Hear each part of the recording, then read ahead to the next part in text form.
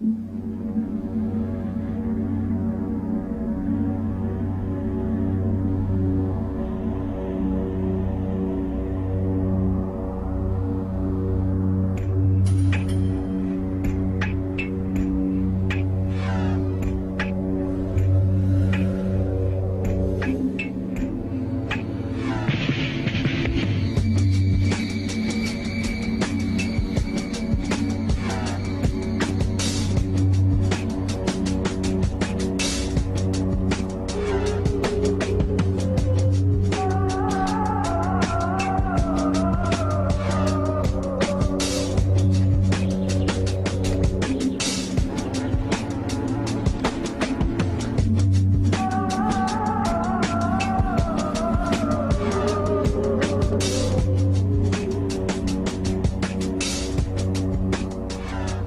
welcome to In-Game Chat for Saturday, April 26th, 2014. This is Season 8, Episode 17. I'm Scott. I'm Dennis. And I'm RJ. And welcome to the show, everybody. If you'd like to get in touch with us, our phone number is 334-272-9228. You can check out ingamechat.net for all the links to get in touch with us. You can find us on Twitter at InGameChat, as well as over on Facebook. And you can email us, everyone at ingamechat.net. We are streaming the cam feed right now through Twitch.tv. You can head over to Twitch, look for In-Game Chat. You can find us there. And you can also find the chat room there, where you can join us live while we broadcast. Talk to us and talk to the other listeners in the chat room. In fact, right now, our viewer list is currently unavailable. Please try again later. Well, that was wonderful. Thanks for doing that. There we go. Now we've got our list. Cavalier UK, Lavos, Multile, Nathan 92. Of course, Nathan in the booth there, waiting for your phone calls. 334-272-9228, and we have W. Matthew in the chat room as well. We could have you in there. All you have to do is head over to Twitch.tv, and you can find us and join us live for that. Welcome, Dennis, back to the show. Hey, good to be back. Yeah. How long were you gone there? 2 weeks? Yeah, at least 2-3 weeks. Something like that. You play anything? You do anything? What's going on? I haven't played much. Nothing new aside from what just recently released this week, which is Dark Souls 2 on the PC. Yeah. So you picked it up for the PC? Yes, I did pick it up for the PC. Did not know you had planned on doing that. Neither did I. And then it was really? What happened? Discount. It was like, here, get it for $40. Where did you grab it? Green Man Gaming. Green Man Gaming? Okay, yeah. I was like, okay. I want to say I told James about that, I think. I think they're still doing a sale of some kind, 25% off. I'm not sure though. What's the regular price? 50. 50? Okay, so you got it for 40. All right. So you've been playing Dark Souls 2. RJ's been playing Dark Souls 2. Mm-hmm. I'll say you've beaten that one. No, not yet. I didn't think he had gotten to the end of it yet. Not yet. Oh, really? Mm-hmm. So we're feel free to discuss. I'm barely into it. I've gotten to the town. The name escapes me, but I'm in the forest area now, and I just figured out there was somebody I needed to talk to actually be able to level up my abilities. Oh yeah. I was like all the way into the forest bonfire before I went back. I was like, oh, there's people in this town. It just looks deserted. And there's a cat. Okay. Yeah. But yeah, it was just the Dark Souls experience of, oh yeah, you need to actually go explore, look for things. You can't, and die a lot. I think, well, it was like an hour spent, 0 progress, and 20 plus deaths. It's Dark Souls. Mm-hmm. So who killed you the most? Just soldiers? Or? Just hollows, just hollows, running around. okay. Going in that little canyon that's down near the forest bonfire. Trying to figure things out. Got killed by the fire lizard at least once or twice. Mm-hmm. No, well, to be honest, you started it. You threw something at it, and it responded. Yeah, well, it was like, I wonder what I can do to this. I can actually use knives. So I was like, I chucked a throwing knife at it from what I thought was the safe distance back in that cave, because it was just always just throwing fireballs right at that door there that leads to the treasure.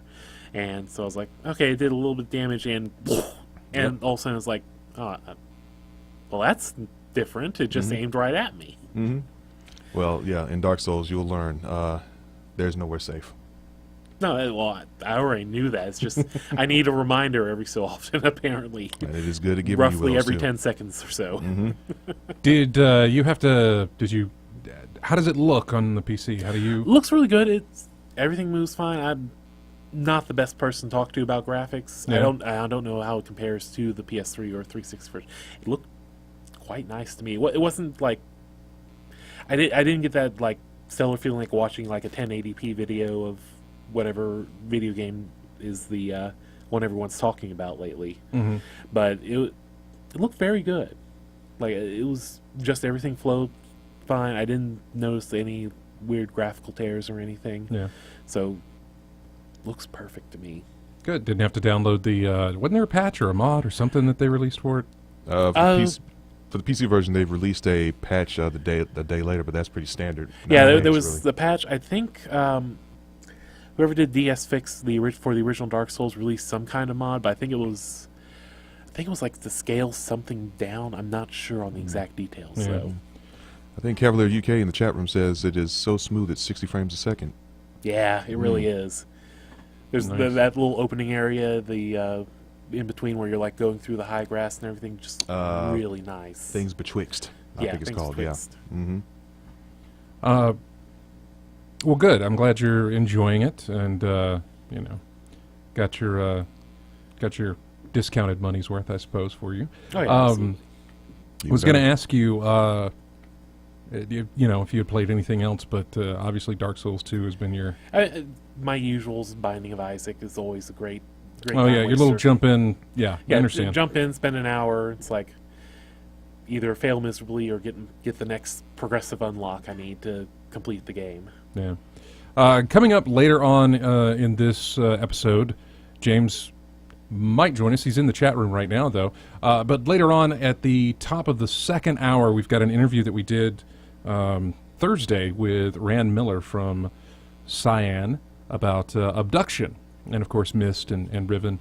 One of my favorites, we had him on back in, I believe, early November or very late October. And that was when their Kickstarter was going. It did get funded, and it's been about 6 months now, and he kind of gives us an update on how the development of that game is going. And it's really, for me, it's a really good interview, but that's just where I sit on it because I'm just such a fan.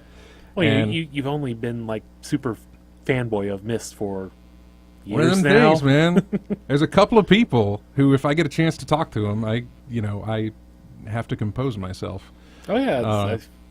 So yeah, if we had somebody like Richard Garriott on here, I'd be here. See, different, yeah, completely different. That'd be great for you, but yeah, it's completely different. So, but yeah, that's coming up at the top of the second hour. So please stay tuned for that. Great interview on the way, and but now we're just going to get into the stuff. RJ is here. Wasn't sure if you were going to make it tonight because you had a tournament. We talked about this last week. There's a tournament going on. First, let's talk about that. How was the turnout at this local fighting game tournament? We had the Take It Like a Champ tourney held at the Montgomery Bible Center and Theological Take It Center. Like a Champ tourney. Take It Like a Champ. All right. Tournament. Yeah, I didn't know if we formerly called Take It Like a Man, but they said no.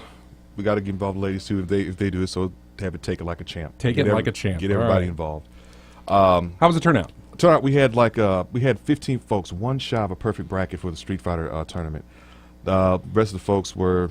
Some tournaments had to be canceled. Local. That happens a lot in the local tournament. Some folks just don't want to. Right. I remember you sent me the details on this thing, and I was reading through how. Look, if there's not enough people, then you'll get your refund, and we won't do. We won't do the thing. So, a few of the tournaments were canceled. I believe Skullgirls was canceled. Dead or Alive 5 was canceled. Smash was full.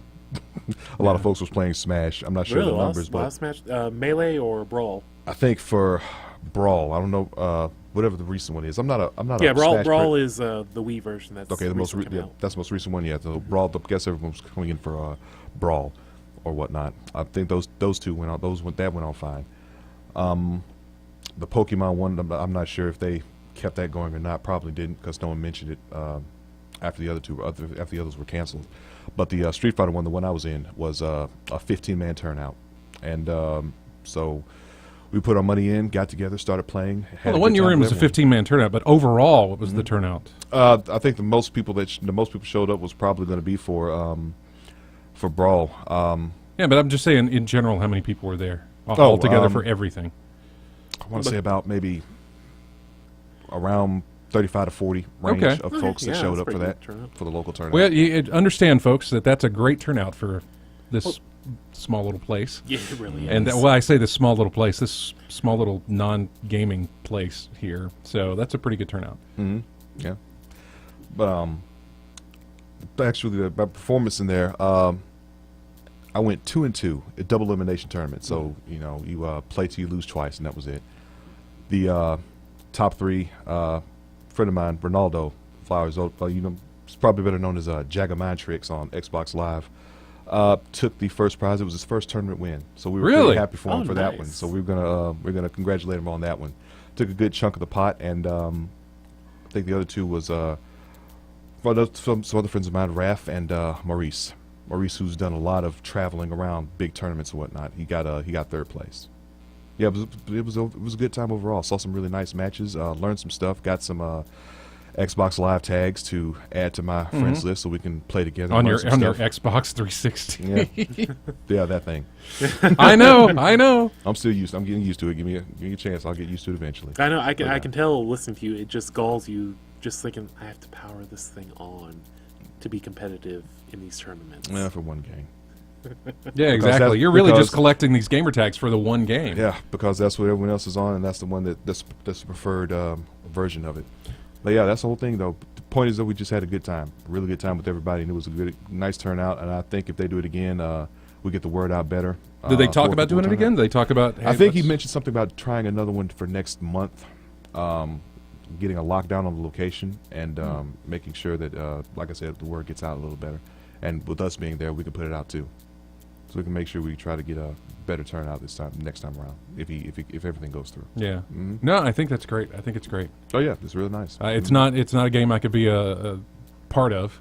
It's not any games that I could really be a part of. I could be a button masher out there, but wouldn't expect to. slap, I'll say I can slap hit- buttons and pray. That's I can hit That's buttons, exactly but what it is.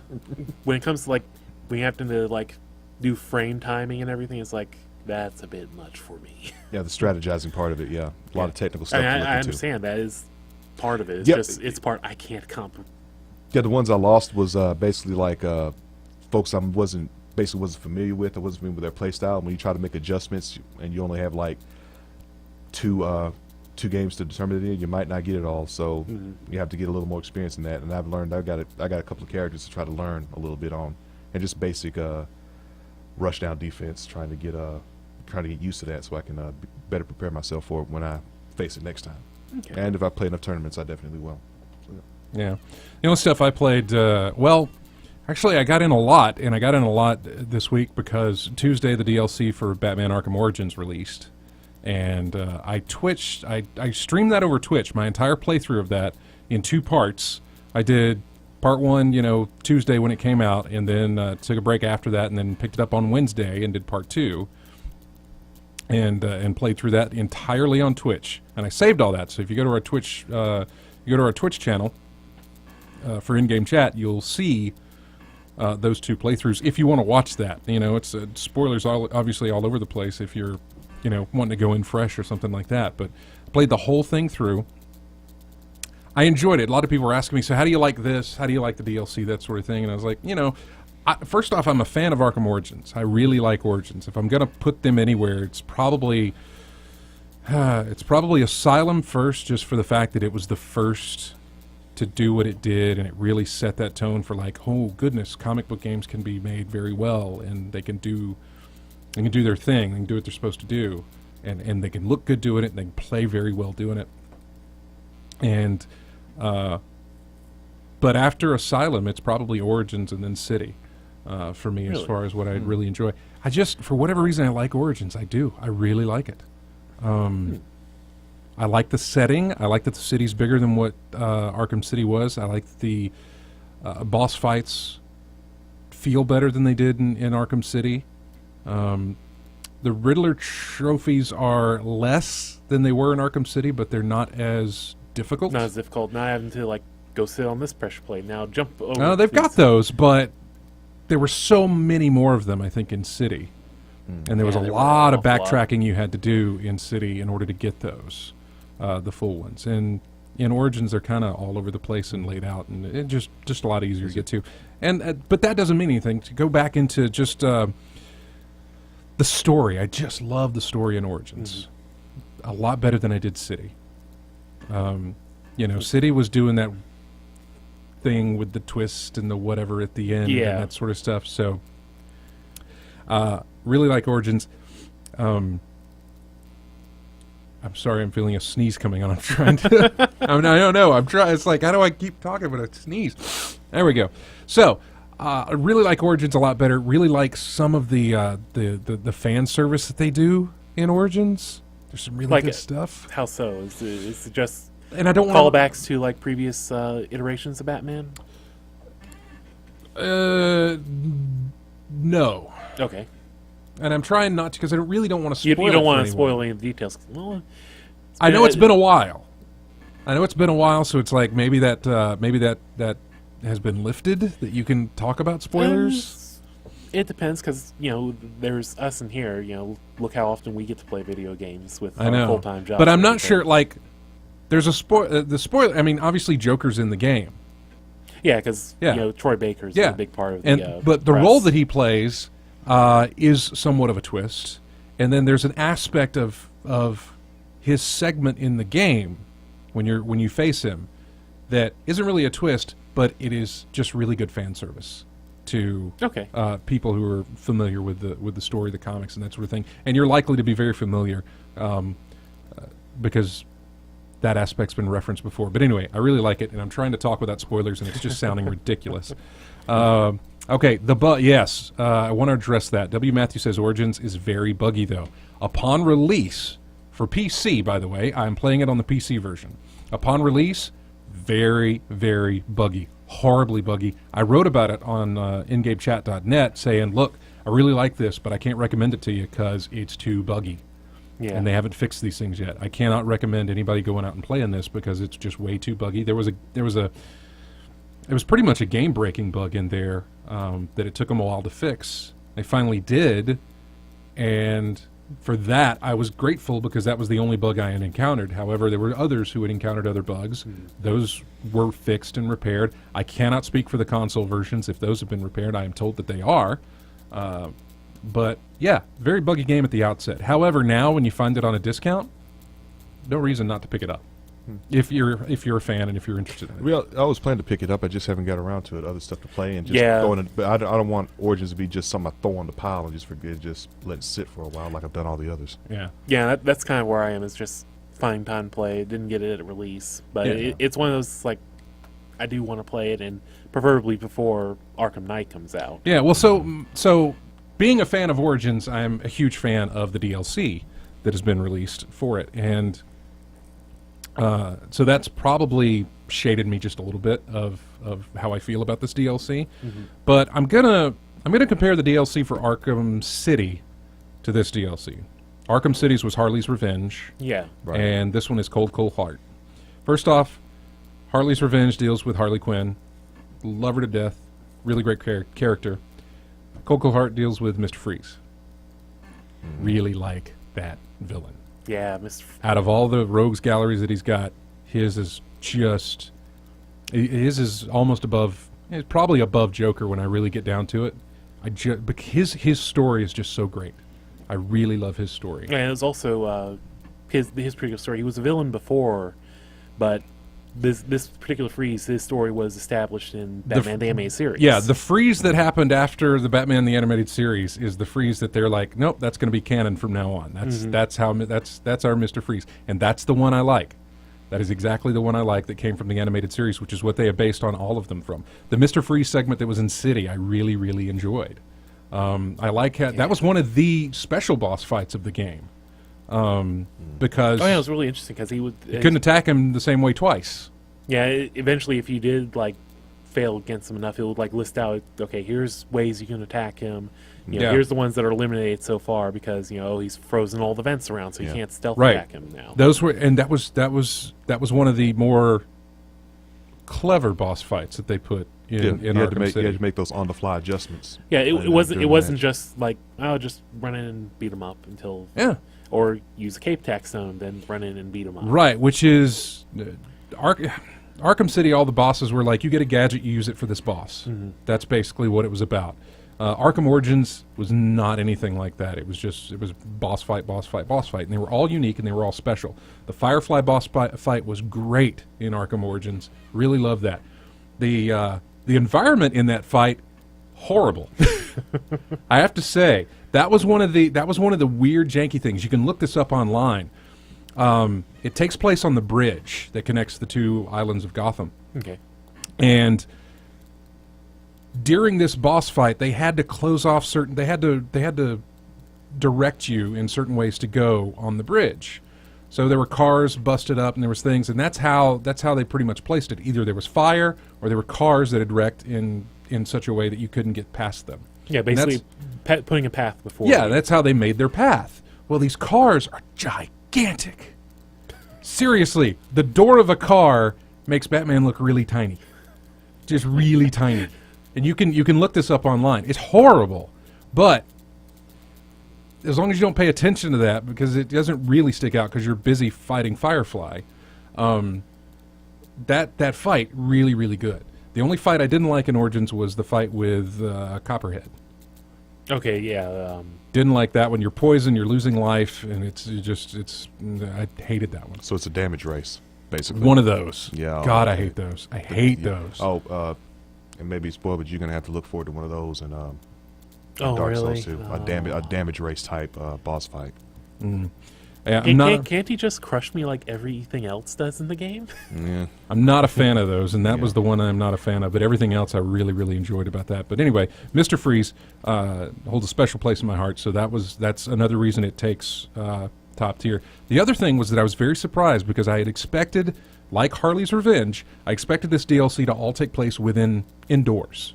Mm-hmm. I didn't expect us to go back outside or anything like that. So when it put me back out into the map, I thought, whoa, there's a ton of stuff. I get movement. I don't know. Oh, really? You get free roam during you get free roam again. Now, they've closed off a majority of the map. I think only 2 or 3 districts are open. I think it's just 2 districts that are open. Okay. But that's more than what you got in Harley's Revenge. So it's again free roam. So there's a plus. Now let me hit a negative for you. They put in collectibles again. By collectibles, they're like all these. There's 20 Gotham police officers have been frozen around this section that you can get into. So go over there with your heat suit and unfreeze them and save them. You do that, you'll unlock a little new gadget or something, some new upgrade to your gadgets.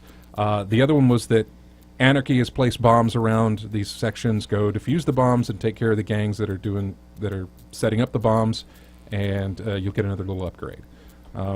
Which is strange because in the main game of Arkham Origins, I had already dealt with Anarchy. Does this take place like right after the origin storyline, or? Yes, not directly after, but pretty close after. Okay. Not like it's the very next night type situation. So, but it's very I believe it's New Year's Eve. I believe. Okay, so roughly about Origins takes Christmas Eve, and then I believe this is on New Year. Yeah, this takes place New Year's Eve, so a week later. So those are okay, and then the other thing is, what was it that I spent so much? Oh, Anarchy tags. Anarchy tags are just little symbols on buildings that if you scan them with your detective vision, they get registered, and you collect 1 out of 20, I believe. There are, or something like that. However, the Anarchy tags can only be seen in detective vision. The problem with that is, once I'm done with the game and I'm looking for all these collectibles, I have to roam around the city pretty much with detective vision always on. Yeah, that was sick. Wasn't this the horrible complaint about Yeah, Asylum? that was is the that you problem always about have the, to run Now that? it's a collectible, Arkham so it's Asylum. completely Yeah, it is completely optional. yeah. It's not required in the story, but if you're trying to collect these things, and I got 1 left to find, it was rough. You can watch. You don't get any hints on like the main map, like go here for this sequence. You don't get any of that. It would have been nice if each one gave a clue to where the next one could be found. Well, it's a good thing. Which is almost Riddler territory at that point. Well, I mean, that was one of the things I liked about Riddler. In Asylum City, you at least got like little markers on the maps to be like, oh, there's the thing here. Well, you could not necessarily what you were told what you had to do, but if you did a certain thing or got whatever, they started revealing themselves on the map. And you could also come across ones that you had to backtrack to get to. If you couldn't get to them at that point, you could scan them with detective vision, and they would be set on the map. registered on there. This one, obviously, it's not worth doing that because once you find one, go ahead and scan it.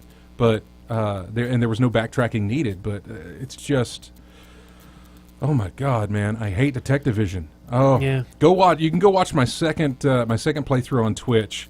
Fast forward it past the end of the DLC, and you can watch me go around for almost, I think, another hour or an hour and a half of looking for these tags and how annoyed I start getting. It's really one of those things. I think it gave me a headache. It was just horrible.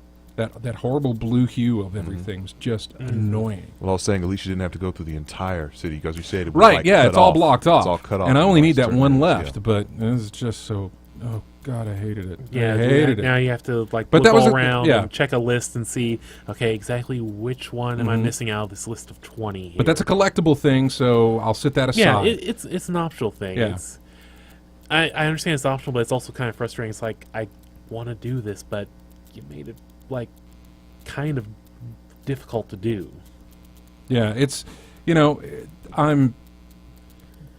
to give credit to Harley's Revenge, you got to play as Robin instead of Batman, and they had a great little story mechanic as to, you would play Robin going in and finding evidence of what happened to Batman, and when you find that evidence, it would then take you and let you play as Batman up to that point where Where Robin found the evidence. where Robin found the evidence. And then you would go back to Robin, find something else, and then it would backtrack. But I really like that back and forth until both of you came together and caught up with each other.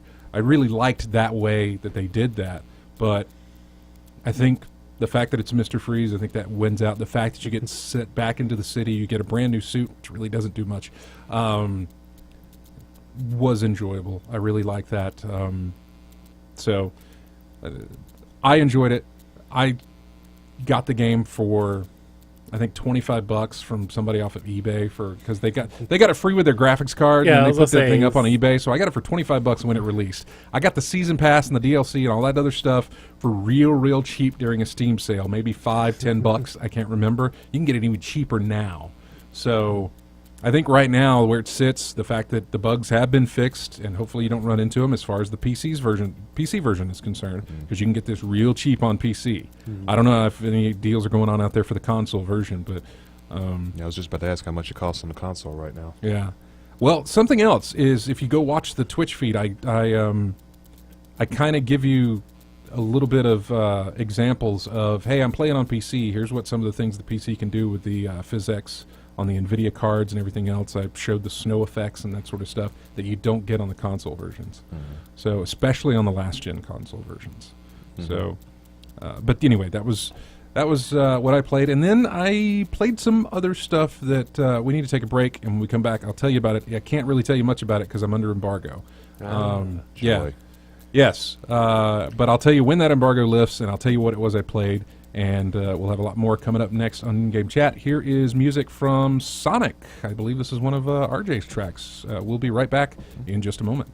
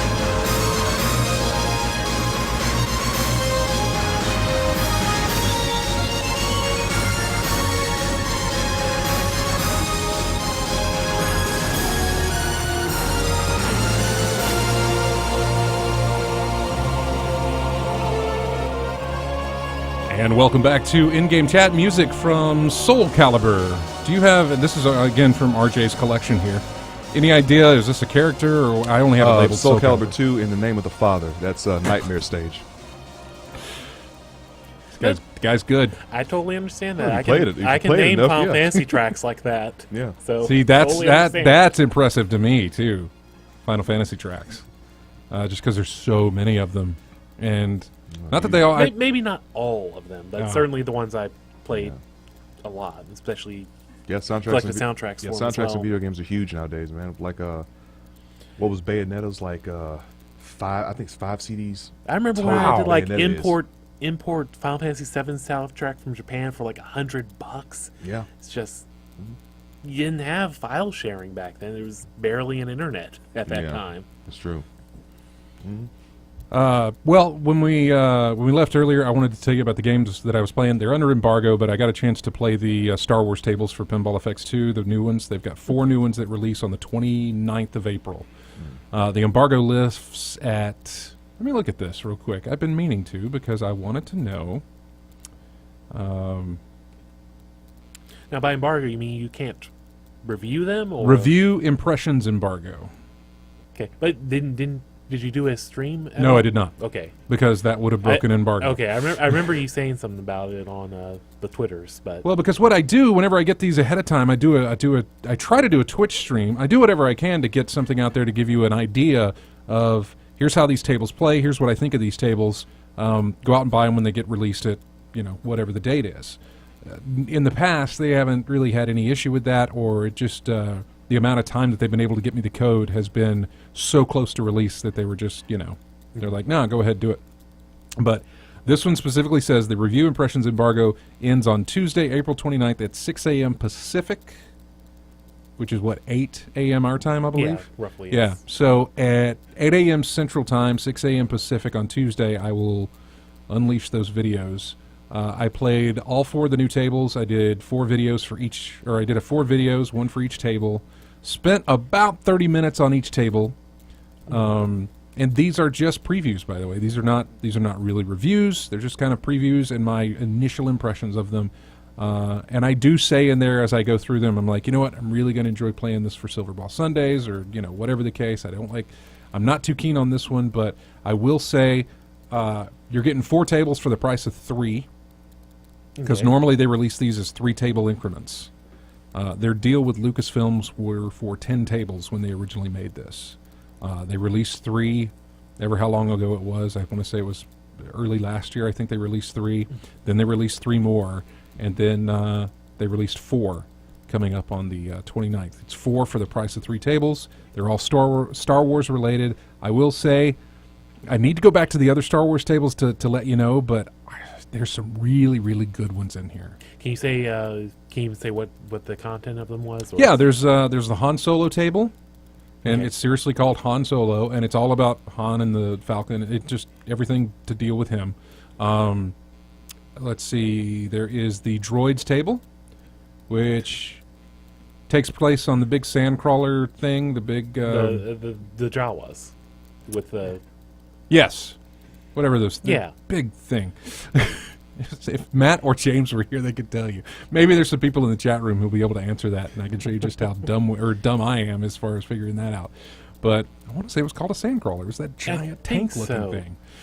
I don't know. It's it's kind of like what the other tidbit that came out with the Star Wars that they're saying like they've the expanded universe. They've limited the canon and said like nope, expanded universe. Yeah, not part of it. Well, luckily these tables all take place within what is the regular canon. Yeah. And you don't get any new stories or anything like that. These all take place with the first 6 films, and then they do the Clone Wars. Okay. I think the animated series. It's the films and Clone Wars. I think there was like 1 or 2 other Lucas projects that might still be part of it. And so that's what those tables. So they all take place even after the revision. They all take place within canon of the series. So not that it matters. It's pinball. It's not going to tell you some story that's going to be related to that's going to have to be filtered into the canon of the main stuff. So don't worry about that. But Han Solo table, Droids table, Masters of the Force table, which is the only one that I really want to spend more time with. Although beautiful, beautiful table, beautiful artwork on that table. And the other one is Episode 4, A New Hope. Okay. So, in each of the releases, they've all had something based on the original 3 films. They've got New Hope, they've got Empire Strikes Back, and they've got a Return of the Jedi table. So, but yeah, all 4 of those, I got to play those on Thursday. In fact, I did it right after the interview with Rand. Took about an hour break after the interview was done and got it edited and everything else. I took about an hour break, and then I hopped back on and started playing these pinball tables and recording the footage. So it was a very busy Thursday. I'll say Thursday was like back-to-back projects for you. Well, I mean, Batman on Tuesday, Batman on Wednesday, interview on Thursday, pinball on Thursday. So Thursday was a really good day. I got to talk to one of my heroes, and we're going to play that interview at the top of the next hour in about 15 minutes here. And then I got to play, one of my prized game genres, which is pinball. So that was a lot of fun. And like I said, those videos will go up on the 29th. And but I will say, there's a lot of fun. There's a lot of good value in getting 4 tables for the price of 3. So take a look at that. Anyway, other than that, RJ, I guess, when we were going into what we've been playing, you probably have only played your getting ready for your stuff for the tournament, I suppose. Yeah, Street Fighter, Super Street Fighter 4 AE mostly, and a little bit of Dark Souls 2 whenever I can. That's what I've been playing mostly. Yeah. Let me reach out to Nathan in there and ask him. Anything you played last week? Let's see. I finished Paper Trails, the infamous DLC. Which it was okay. It's a pain in the butt doing the puzzle solving and stuff. Let's see. Octodad came out for the PS4, so I'd played that a little bit, which is pretty fun. And other than that, just a little bit of Diablo and Hearthstone. All right. I'm not exactly sure what James playing, but he seems like, in fact, what he was telling me, I think he'll be here for the next hour. He'll be popping in. So, going over to the news part of things, let's just cover what happened today. Yeah. The digging up of the ET cartridges. There's a crew, Lightbox, I believe is their name, is doing a documentary about Atari, the original Atari, not the current modern one, which was originally Infogrames now, and they bought the rights to the name. But the original Atari, and one of the big things, a bit of an urban legend actually, is that when Atari got shut down, went bankrupt, they dumped a whole bunch of stuff in a landfill in New Mexico. Mm-hmm. And eventually, just like the stories ballooned out, it was clearly millions and millions of like ET cartridges, which was a game that was released with like a 5-month development window on the 2600 that did not sell well at all. Mm-hmm. And bit of an urban legend, but it apparently ushered in the video game crash. The video game crash of the 80s up until Nintendo released their system. Yes. And so now what they're doing is they're digging up this landfill trying to find any of this product. And as of right now, last time I saw, they did find an actual ET cartridge. They found quite a few. Yeah. Quite a few cartridges. They found promo material for the Raiders of the Lost Ark game for the 2600. And Centipede they found. I haven't seen any other updates. I want to say they found another game as well, but the majority of what they found are ET titles. They even found a shipping box of nothing but ET titles. Mm-hmm. Yeah, and they're still digging right now, so it's just more is coming out. You mentioned that it was like an urban legend, but I swear, for whatever reason, I always thought was like, this actually happened. They went and they buried him in there. Yeah, I thought it was too, but according to... I never knew it was like maybe they did, maybe they didn't. It's all a myth. Well, I mean, I heard tales always like, all these ET cartridges out in the desert just buried under sand and dirt. It's like, but the actual story is that it was something. It's just, that's kind of what it ballooned into over time. It was like, specifically ET cartridges, but... According to the report I read on ours, it was just nobody really knew what was dropped out there. Just something that was once Atari went bankrupt. Mm. Yeah, but a bunch of stuff, including ET cartridges, apparently. So they found those out there, and like I said, it's going on right now. They're still digging, so probably get some more interesting finds over the next week. Yeah, that's true. Okay. The other thing in the news that I thought was interesting was GameStop closing 120 stores. Yeah. That's a lot of stores. It's I suppose in maybe the grand scheme of things, maybe 120 stores isn't a lot, because I don't know how many stores they've got in total. I mean, they're closing 120 stores, but they're also opening up several stores that are Focusing on mobile. Focusing on mobile, focusing on Apple products. I also read where Impulse was done. GameStop. Remember GameStop bought Impulse, the online thing, and they're done with that. Now you just get Steam keys for anybody that bought from Impulse. Huh, that's interesting. They're kind of either getting out of that market or they're closing it down or something like that. It's just it's not what it once was. But I thought it was interesting that they're closing these stores. I thought it was interesting that they're focusing on mobile. I got friends that work at GameStop. We got a friend of the show that works at GameStop. James used to work at GameStop. I don't really mean any ill will towards them, but I haven't been in one in a long. The last time I went into one was to get my consoles for midnight launch. The total number of stores in the U.S. there's 6,627, and then in Europe, their partner stores I think that's at 1,800. Yeah. So that's not a whole lot of stores. So it's just a very small fraction of GameStop stores closing. Right. And it's interesting that they're closing them, but I don't know. It's like I said, I haven't been in one, with the exception of picking up my consoles for midnight. And honestly, I wouldn't have done that if I just was, hey, you know what? Console launches don't come around that often, every couple of years. So being there for midnight, it ought to be fun. And it was fun. And we played some interviews that I did out there when I was talking to him, and that was a lot of fun to do. But that's the only reason I did it. So I don't see myself going into a GameStop for a good while unless it's to pick up something. Okay, I take that back. The last time I went into one was because I got a GameStop gift card for Christmas. But what did I went in there and I used it to buy an Amazon gift card. Yeah. Yeah, I've done that with GameStop cards. Because Amazon is like, here's a bunch of stuff, tax-free, by the way, especially, well, in this state anyway. Here's a bunch of stuff, or you can go to GameStop. You're limited to this much stuff. So, no, I put that thing on an Amazon card. So that's the last time. That's the last time I've been into one, and that was only to get something that could get me out from under having a GameStop card. In my case, my case was just to pick up MLB 14, the show. That was the last time I went in there. Do you order anything online? Do you do a lot of online shopping? Or every now and then, but I just put reserves down every now and then for titles I know I'm going to pick up. Just go there and pick it up then. See, I've moved so much more to Infamous. I bought online. I bought through Amazon. Well, the day one digital thing, particularly on consoles, has been relatively recent. It's within the past year or so, or does it go back a bit further? What, day one digital? Yeah. Sony implemented it around the time of Last of Us when that was released. Yeah, well, and started trying to do that on their bigger titles. I believe maybe it was Beyond Two Souls also had a day one digital release on that. I think. Now with the new consoles. Almost both.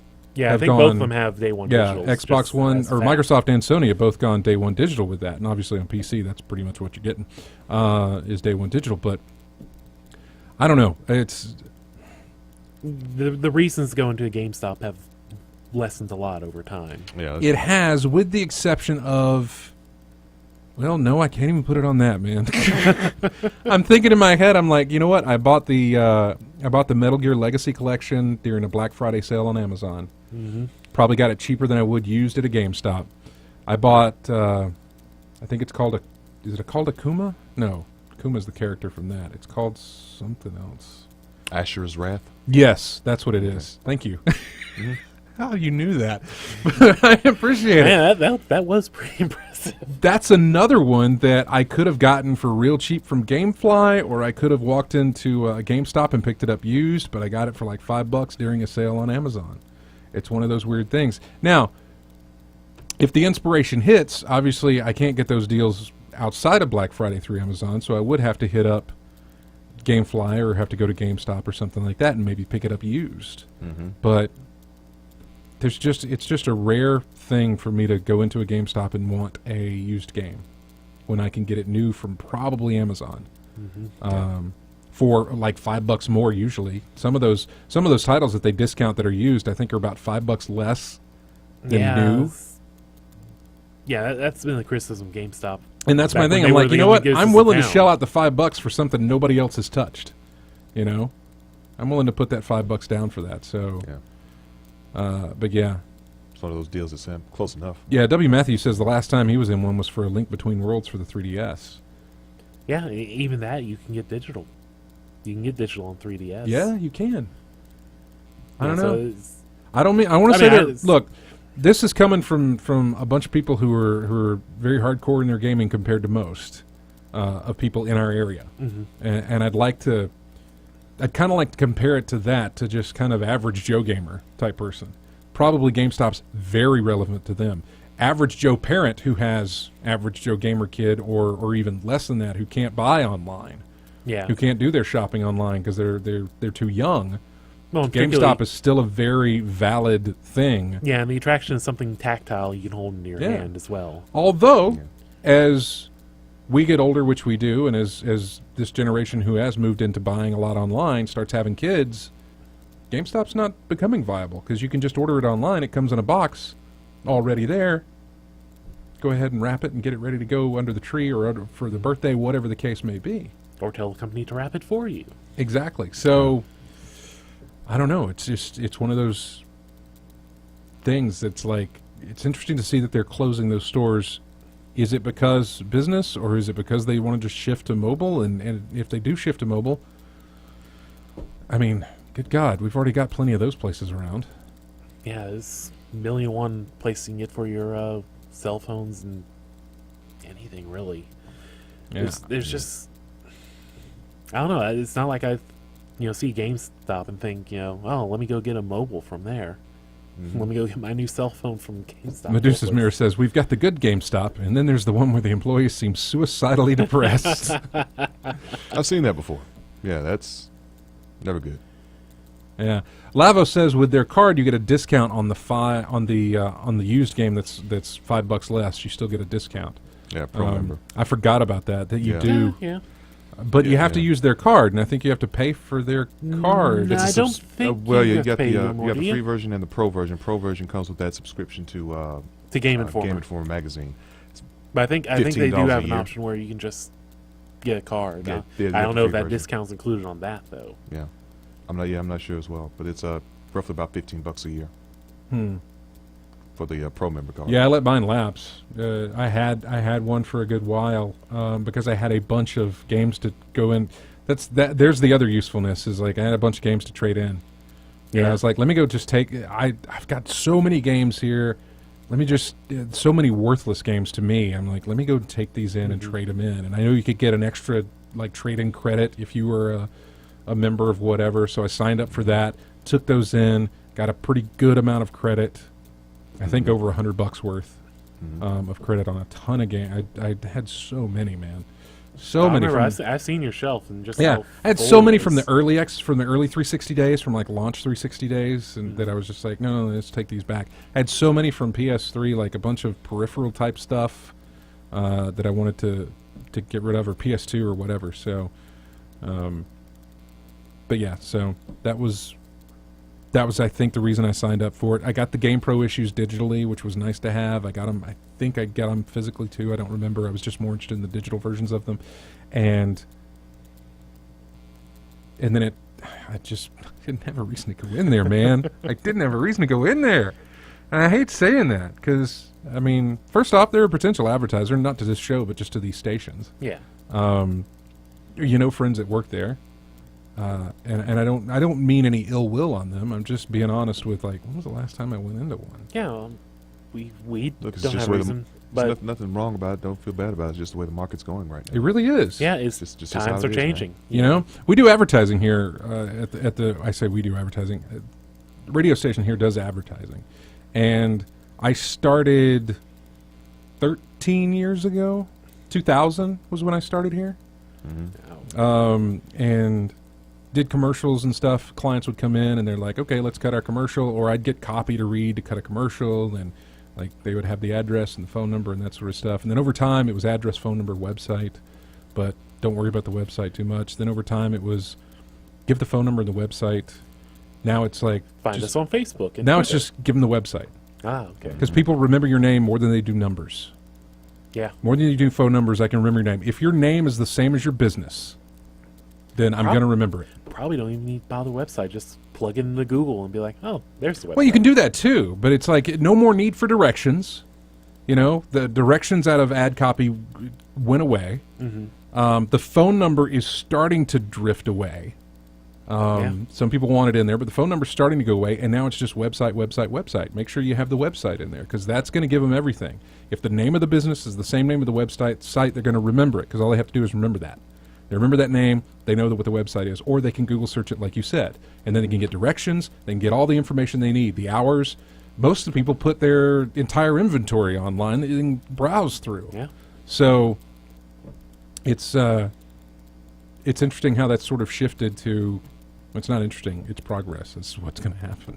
It's all. I mean, it's interesting to see it happen and then think back to what it was, 10, 15 years ago, and compare it to then. Well, we were talking with Rand when I was talking with Rand on Thursday. And one of the things that's in the interview is like, hey man, you were on a 10-year hiatus from making anything. From the last game that you guys did until Obduction, there's a 10-year gap in there. I said within just 5 years, or maybe it's been maybe 6 years, we didn't have Facebook or we didn't have YouTube and all this other stuff. And I understand those are social media aspects, but you're in tech, man. That stuff moves even faster. So from when you started to 10 years now, we talked about what is all the stuff you had to learn new because you haven't been using this type of equipment because it's all brand new now, So we went in to talk about that. And the other thing we went in to talk about was unfortunately cut from the interview, but I'll tell you more about that a little bit later, was the fact that I asked him, hey, when you guys released Riven on 5 CDs...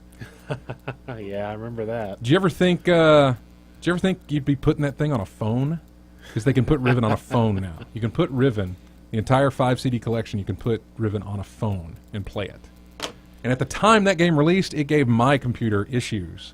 And I had a pretty good one back then, according to my father. I didn't know what all that stuff was. It was like a 486 DX something. I don't know what it was, but yeah. Didn't matter. It ran video games. It didn't matter. It played the stuff that I wanted. I'd have to ask him. I'd be like, will this run on your computer, Dad? And he would tell me. And it's like, it might, but whatever. So, yeah. But anyway, speaking of that interview, it is coming up next.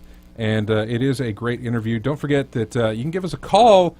You can even call us during the interview. We won't be able to put you on air, but you can call us during the interview. You can call us anytime you want, 334-272-9228. We will be right back with more of In-Game Chat. We're going to have that interview with Rand Miller from Cyan Worlds that we're going to be playing in just a few moments. Right now, here is music from Space Channel 5. We'll be back in just a bit.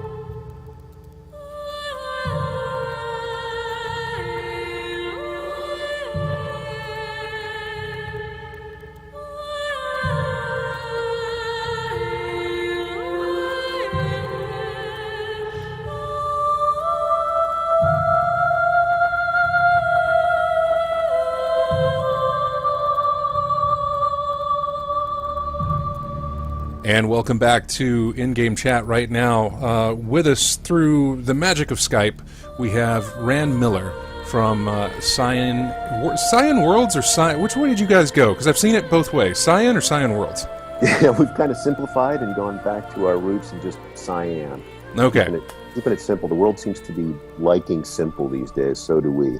Well, this is Rand Miller with us, and as you guys know, I'm a huge fan of what this man and his brothers have done in the past, and what they are working on now. So I'm going to try and maintain my composure while I talk to him, but I can't be held responsible for the for how giddy I might get in asking some of these questions. But thank you for being on the show with us. Thank you for giving us your time. I know you are extremely busy, but we really appreciate you doing this. No, thank you, Scott. This is great. I actually get kind of carried away answering these questions because I kind of enjoy it. It's nice getting out of the crunch of design that's going on right now. So, well, that's kind of why we've got you on to get an update here on Obduction. It has been, I don't know, it's been about 6 months since we spoke to you, but it's been maybe 5 months, I guess, since the Kickstarter ended. Yeah. Where are we? What's going on? We are. Boy, we have a lot of development on a lot of fronts. We have continued design going on. That's kind of definitely what I'm heading up, and that design is, I think people would laugh if they knew what it was. It's kind of sitting in a room with truly a large piece of paper and a pencil and doing very architectural kind of design that, like a map of the Obduction worlds at this point. So that's kind of what I do. That's my working day, is going in and working on that with people. And then in addition, we've got, of course, other legs that are being developed, like on the tripod here, mainly the art leg and the kind of the tech R&D leg. So in other words, we've got artists who are kind of sketching out some really amazing support material for what the places are that we're designing, and then we have a tech department that's basically mocking out and proofing some of the features that we need for the project. So that's what we're doing. That's what we're intently in right now, and we've got some pretty cool stuff. It's rewarding. Well, I have to say this: the design part is really, really tough. Richard Watson is who I do this with mainly, and I've turned to him several times and said, I know why people don't do games like this. It is tough just getting this intricate balance of the gameplay and the story and the environment and all those things to align and work well. It's rewarding when it all falls into place, but a lot of times we use the eraser more than the pencil. Well, when you talk about games like this, what do you mean? Games like this? How do you describe what that game is? Yeah, it's games like Myst, I guess. It's truly that exploration game. Some people call it a puzzle game. To me, it's more of exploring. It's where there's a world, and the world is explored and intricately navigated and tells its own story by the environment rewarding you as you progress. And just the experience that Myst and Riven and most of the things that we do provide. It's not just. It's struck me several times that it would be easy if you could do a really neat game. Well, I'll just put it this way, without dissing first-person shooters. The gameplay on first-person shooters is fairly well established. You get a weapon, you kill bad guys, you collect rewards from killing them, which sometimes include better weapons to kill more bad guys. So, it's rinse, repeat, and so the design, the essentially the game design on those shooters is building a level and kind of skinning a level that has more or less complicated or intricacies in it, but still the gameplay is the same for that, where what we're doing is reinventing the gameplay fresh around every corner. We have to build a new puzzle that feels fresh. It feels integrated into the environment. It feels like it's not something that was in one of our other games necessarily, and it has to reveal some of the story, because the story plays a huge role later on in trying to, fill you in on what's going on and how you play a role in this. Anyway, blah blah blah. The point is, man, it's hard. And, yeah. That was one of my questions I was going to get to, but since we've kind of done that, Myst 5 was released in 2005. Abduction is slated for 2015 release, late 2015 release, I believe. If I don't know if that's changed. If it has, it's probably been pushed back, which is fine. But that's about a 10-year gap. And my question was, you've kind of answered that. I was going to ask, was it easy to jump back into development of a game, or did you kind of have to relearn things or learn brand new things? It was fairly easy to jump back in. Actually, there's a couple reasons why. Number one is it felt we didn't really have the same constraints that we kind of left on say the Myst 5 or the Myst Online stuff. Those were, we had established a lot of rigorous rules and background that we had to stay true to in that whole series. So we kind of got to start fresh. The box was a little bigger, where we could go in. I think the toughest part, so most of that felt very familiar, getting back in and just building these things, starting with a blank piece of paper and saying, you are here, and then building outward from there. I think that the interesting part was the technology, making sure we were up to date on technology, making sure we're taking advantage of everything the latest and greatest engine has to offer. That's kind of what I was getting at. It's like in the span of 10 years, I mean, in less than 10 years, there was no YouTube, there was no Facebook. So, and those are just social media type things. So I can imagine the technology from when you guys last left with Myst 5 and then some of the online stuff. And I know you've done some ports as well, with some of the games over to iOS and iPad, but the main tech in building a game from the ground up, I'm sure is advanced, massively from when you guys last really did this. Yeah, it definitely has. But with those advancements, the platforms have also improved in their ability to aid us in making those worlds. I mean, it's a vast difference using we started, using very simple, but when we made the transition to 3D, we actually had started building our own engine. We built it from scratch with help from some very smart people that we hired, and so we kind of learned the ropes in in-house development. But then in our later stuff and the stuff we've done recently, we've actually pulled up done some stuff in Unity, and kind of have been using other people's platforms. And so the latest Unreal engine is a breath of fresh air. I mean, somebody else is doing all the engine work, and they're doing all the state-of-the-art stuff, and they're worrying about all the details, and that lets us, in a lot of ways, just focus truly on the world building.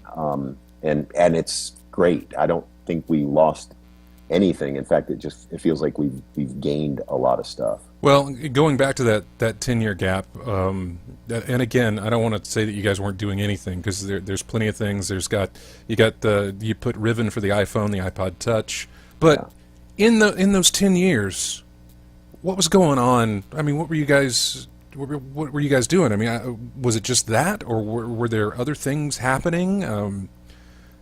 I don't know. Was there anything going on in that time period? It's a long gap, No, it's a very long gap. There were, it's the ebb and flow of a small indie game developer. I mean, frankly, we're still kind of the rare thing these days, where most indie guys have been snatched up by bigger companies or gone out of business. So some of that was just staying around. After our Myst Online was kind of our what we put everything into.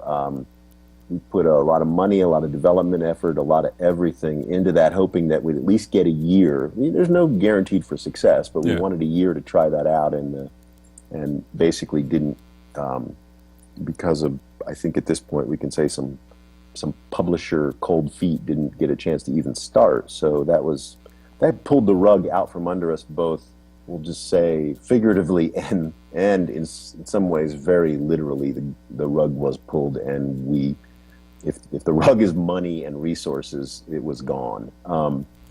So we ended up with a much smaller team. with not a lot of direction to go. And when you do that, you pick yourself up and you decide what you want to do next. And I think what really helped us was the mobile market, because even with a small team, we could consider doing these mobile, or converting our older apps to the mobile market. And that was great, because it almost let us bootstrap ourselves once again, like we did in the early days. We got a few people together and said, well, let's put Myst on the iPhone, and we started working on it just with a very small team. And once you get that out there, it generates a little bit of revenue, and then you kind of use that revenue to do another one, and use that revenue to do another one. And in a lot of ways, frankly, it just, it felt like we were starting the company again in some ways. I mean, we had a lot of infrastructure and a lot of experience, but it felt like the early days. And Obduction came from, when did that first idea spark? Oh, for Obduction, it was 10 years ago. I was looking at some early design docs for Obduction that were from more than 10 years ago, and we had several variations of it over the years. A more aggressive one and a little more humorous one, but it all came from the idea of being abducted. What would that feel like? And so yeah, it was 10 years ago, but we couldn't even think about that during the after the Myst Online. We were just doing what we needed to do to stay alive. Yeah.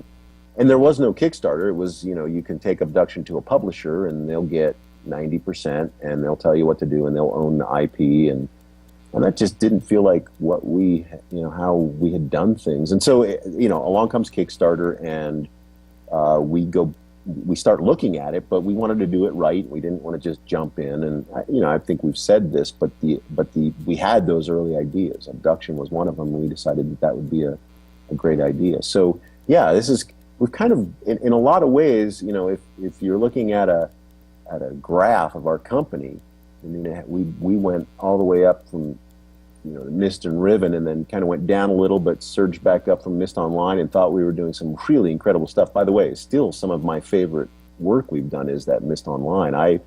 In spite of the fact that it was a commercial failure and didn't get a chance to really even get started, I still think that's the best work we've done. So after that, the chart drops way down, mm-hmm.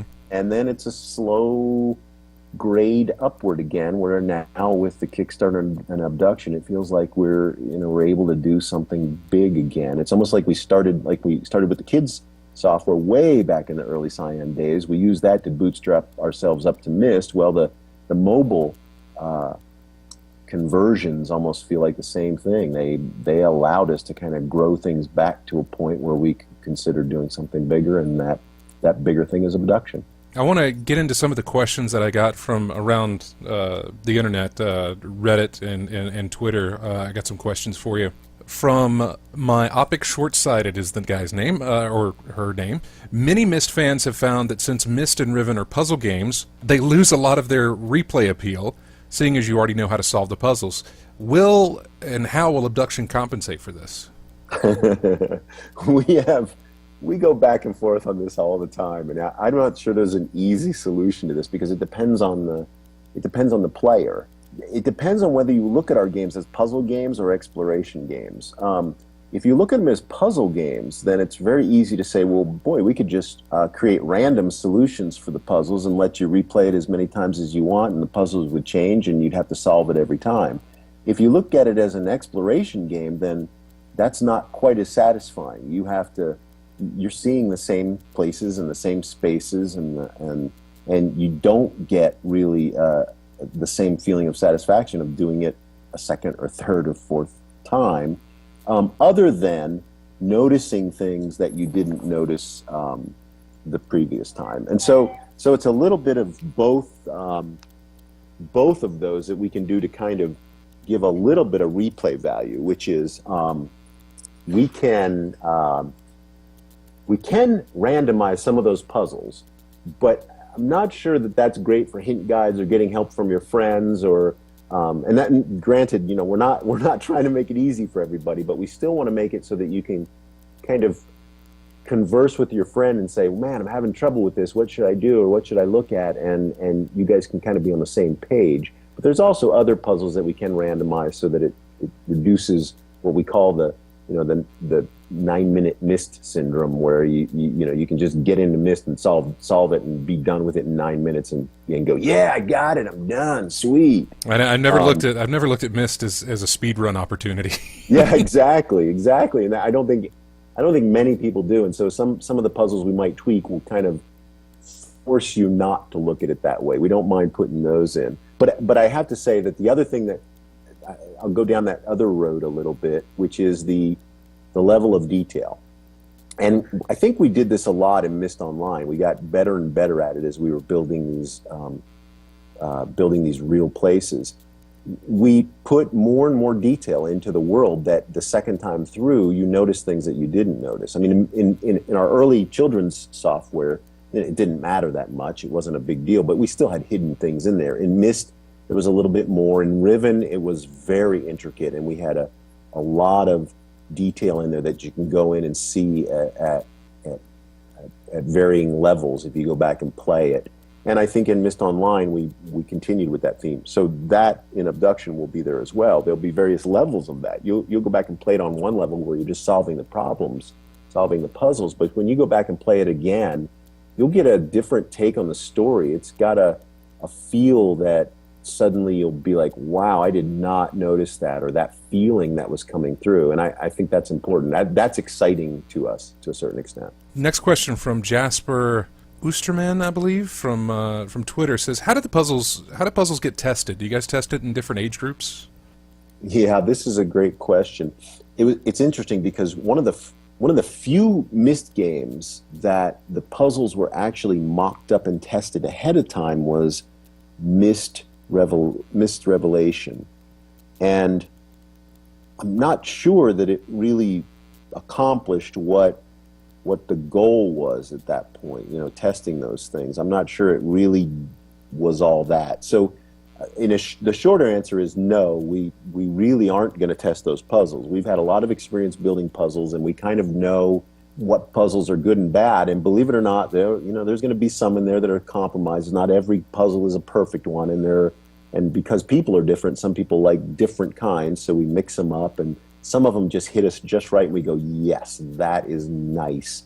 But we also know there'll be a little bit of trouble in some of them for younger kids or people who aren't so inclined for a particular kind of puzzle. And I don't think we can please everybody, so Right. We don't grind ourselves trying to do that. What we will do is have a playthrough at the beginning before we've even started building, and we've already done a couple of those with just people in the company that kind of give us a feel for what things might give people a lot of trouble. They're having trouble putting things together. And then a playthrough at the end where we sit behind people's backs and watch a few people play and talk to each other so that we get a feel if we need to tweak something or tune something all the way on the other end. But in between, we kind of trust our instincts. My002 from Reddit says, what lessons have you learned from the less successful parts of the Myst franchise, such as Myst 5, and how will you be applying those to your work on Obduction? Yeah, the Myst 5, I could go on a long time about Myst 5. Some of it is, it was a tough time for us because Myst 5 was kind of made from the remnants and ruins of the Myst Online stuff that we had planned as ongoing content. And so it was very mixed emotions taking that and just putting it into a package game that was supposed to be released a little bit at a time over the course of the next year for Myst Online. Nevertheless, you do what you have to do, and so we retrofitted it and retrofit all that into the game it became, and it shows it, but resources kind of define your ability to perfect your craft, and the resources were minimal, and we did what was needed. So with that in mind, it's pretty good. I mean, when I look back at how much we built that thing for, it's like, wow, somebody got a good deal, and we did a pretty good job on it. But it also kept us alive and allowed us to do things after that as well. We could have, thrown in the towel and given it all up at that point, but I don't think that would have satisfied anything. With all that said, we want to learn from everything we've done. We look back all the way back to even our early children's products, but in particular Myst. We look at things that worked well and didn't work well on both a macro level and micro level. Certain puzzles worked great, certain layout of things worked great, and we look at all that stuff with a critical eye as we move forward. And Obduction is not going to be perfect. We are human beings, and we have a limited amount of resources and a limited amount of time, but we feed a lot of experience into this new development as we approach it, and hopefully that shows. Fishtails from Reddit had a lot of questions actually. Wants to know that when the game is released, is that it, or will there be a potential for updated content in the future? I'm thinking about the stretch goals that have not been reached yet. Will those ideas be scrapped upon release if the funds aren't met? Oh, that's another good question. I think all doors are open. There's a joke at the company about how I'm an open door guy, where I don't want to close any doors until I have to.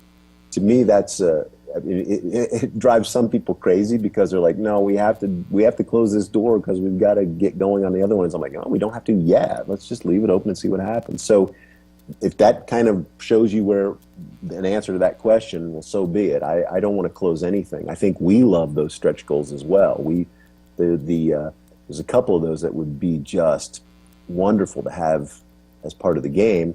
And so, and even now, when we're building the game and doing the initial technology, we can't afford to build that stuff in, but we can even now build it smartly, just in case at the end we end up being able to pull it off. We can try, but it's really tricky. We're just trying not to close that door now. Doesn't mean we can get it in there, but we're trying what we can to at least not write it off. One of the stretch goals that you guys had for Kickstarter was the Oculus Rift support. Since that time, Oculus, has now been sold. Does that change anything? No, not really. I think we've always looked at it as more of a generic VR support. And there's two ways to look at this, and I think we kind of expressed this even during the Kickstarter. There are some games in the moving forward that people are going to build specifically for VR experience. In other words, just for wearing the headset and experiencing it that way. Those are going to be the absolute best games for VR experience. There are some games that will not work at all in a VR with a VR headset. Those will be, on the other end of the spectrum. What we're trying to do is say, since we're doing this now from scratch, we want to make it so that it works on computer systems without anybody having a problem with that or issue. But we can build it smart so that it also will give a really good experience in a VR environment. So we're trying to hit the sweet spot in the middle that's not highly tuned for VR, but doesn't preclude it. It means that we have to pay attention to things like the cursor. Where is the cursor in VR space, and how does it work? Because is it in your face? Is it out in the distance? And so, those little questions. How does the user interface work even when you throw up a dialog box? What does that mean in a VR world? And so those are things that we can make enjoyable and workable in VR without leaving behind people who don't have a headset. Fishtails again from Reddit, kind of combined with one of my questions, but he asked, will the Obduction team be releasing any more art from the game before its release? And I kind of want to know, when might we expect, the first trailer or the first big chunk of information about the game? Will it be at E3, or will it be something further down the line? Do you have any idea? Right. The nice part for us as a company is that Kickstarter's allowed us to kind of fund this thing. So we don't need to build up the press and pump it and put a lot of money into anything at E3 or spend our money unwisely that way. We kind of have got, at least the bills paid for building this thing. So that's not on necessarily on our radar is doing some marketing or spending money on marketing at this point. Now that said, we've got kind of an annual Mysterium gathering That's right.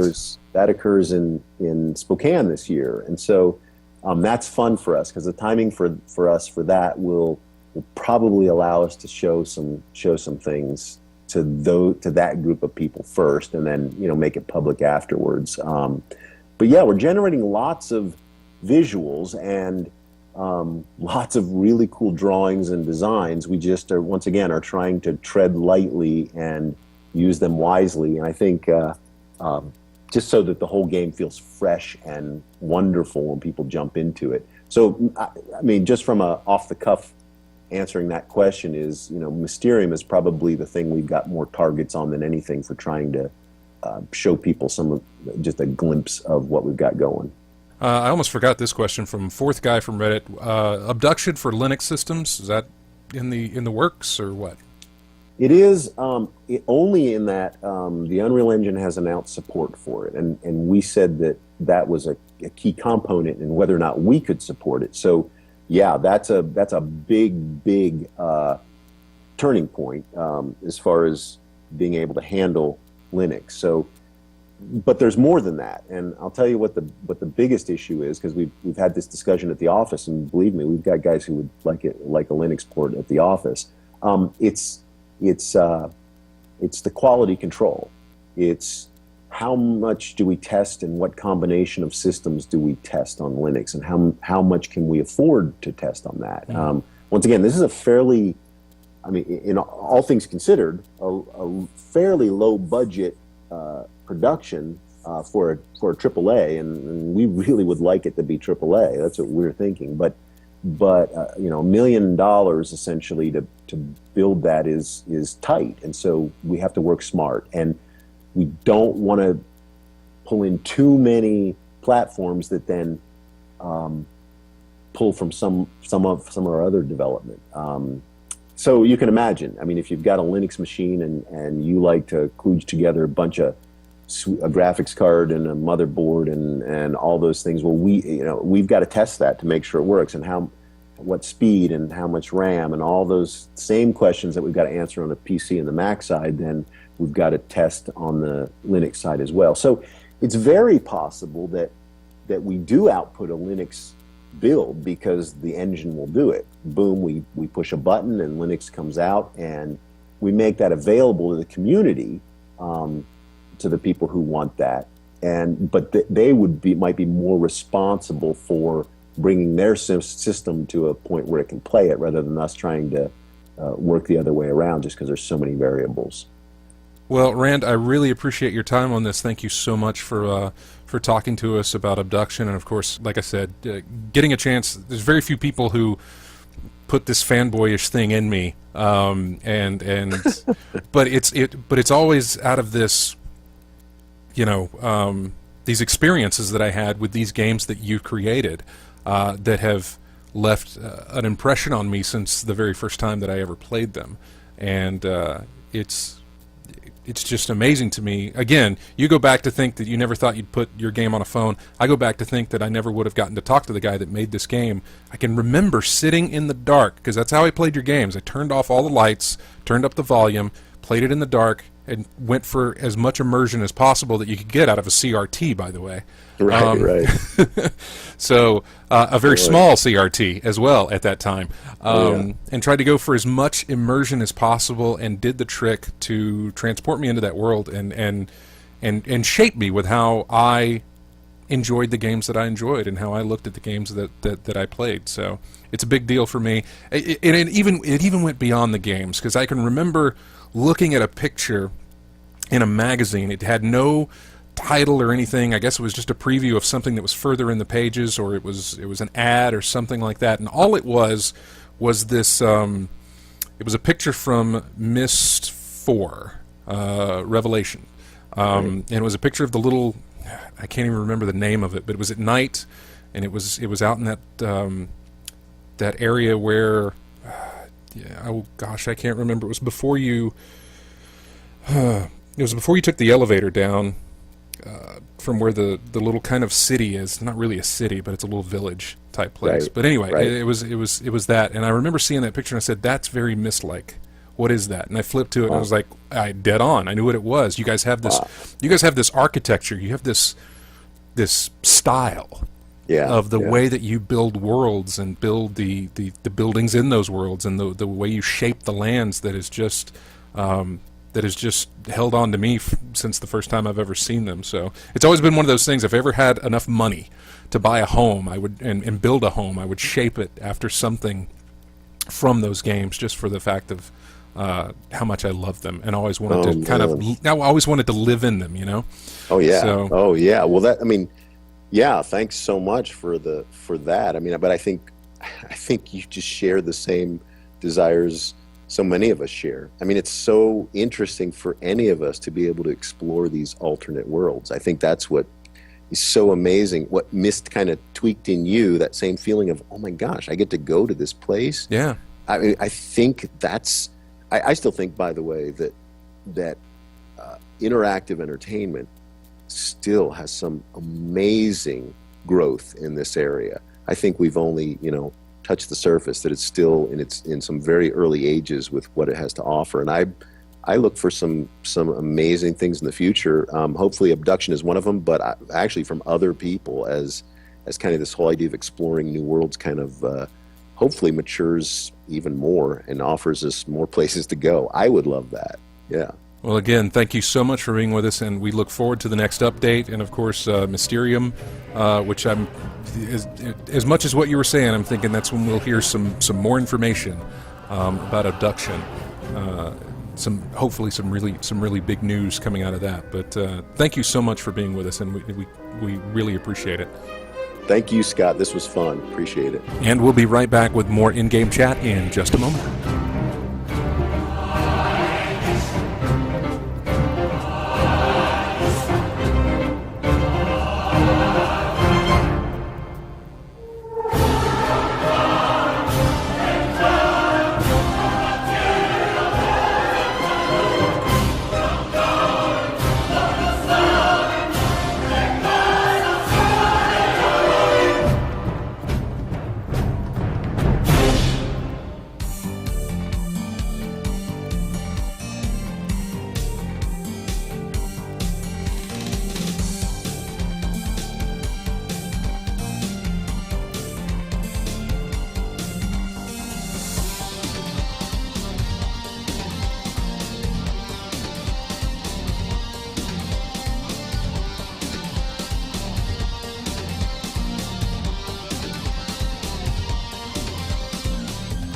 And welcome back to In-Game Chat.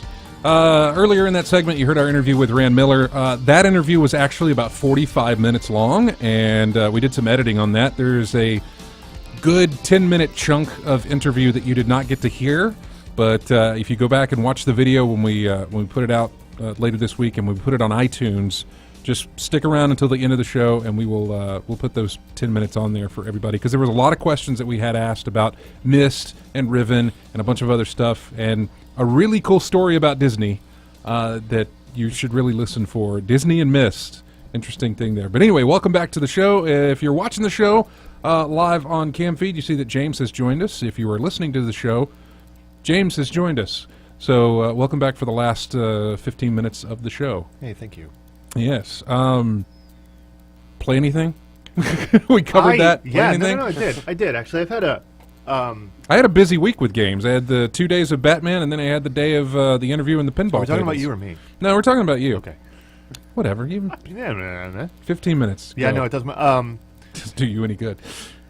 no, it's 'cause it's barely enough time at all. I have a whole existential crisis that I've gone through in the last 2 weeks, because I did miss the previous show, right? So I've had like this whole personal set of problems related to video gaming that I've gone through, and the 18 minutes on the clock isn't nearly enough to get Yeah. into. I have But played. try. I have played.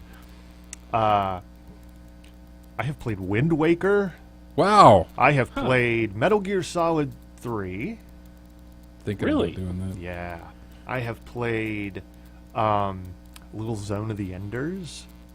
Wow. Yeah. I had this terrible moment, right? And it's going to seem like something it's going to seem very odd that it was such a big deal to me, to an awful lot of people out there.